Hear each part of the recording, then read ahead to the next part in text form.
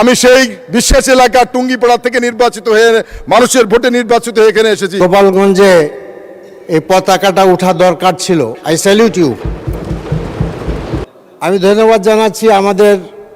আমাকে একটু সময় বাড়িয়ে দেবেন মাননীয় স্পিকার। মাননীয় স্পিকার, এই সংসদে যখন আসলাম সেই নূতন কথা আবার শুনলাম, জুলাই সনদ, জুলাই সনদ, জুলাই সনদ।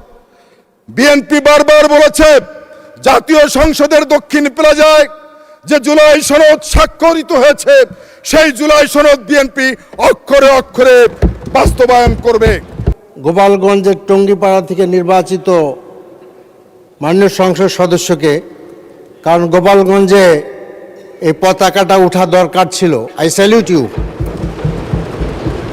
কিন্তু মাননীয় এই সংসদ সদস্যের পিআর সম্পর্কিত আপনার বক্তব্যটা খুবই সীমিত হলো।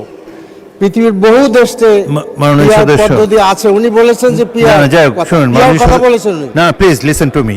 মাননীয় সদস্য, আপনারা যখন বক্তব্য দিবেন তখন এটা বলবেন। পয়েন্ট অফ অর্ডারে এত লম্বা ডিসকাশনের সুযোগ নেই। লম্বা ডিসকাশন আমি লিসেন লিসেন সেন্টেন্স বলবো মাননীয় স্পিকার। প্লিজ দুইটা সেন্টেন্স শেষ করে দিব। মাননীয় সদস্য যখন স্পিকার বলে ধৈর্য ধরে অপেক্ষা করবেন।